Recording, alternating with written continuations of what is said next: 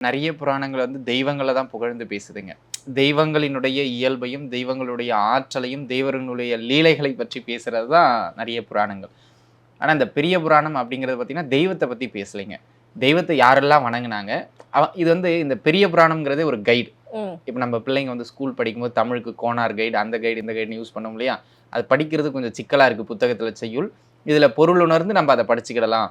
அப்படிங்கிற மாரி இன்னும் சொல்லப்போனா நமக்கு ஒரு வழிகாட்டின்னு கூட சொல்லலாம் பெரிய புராணம். எதற்கான வழிகாட்டினா, சுவாமி எப்படியெல்லாம் அடையலாம்? ம். இறைநிலை எப்படியெல்லாம் அடையலாம்? நம்மளும் எப்படி ஒரு இறையாளரா மாறலாம்? அப்படிங்கிற ஒரு ஒரு ஒரு கைடு, ஒரு வழிகாட்டி தான் இந்த பெரிய புராணம் அப்படின்னு நான் சொல்லுவேன். ஏன் அப்படின்னு கேட்டீங்கன்னா, இது தெய்வத்த பத்தி பாடல.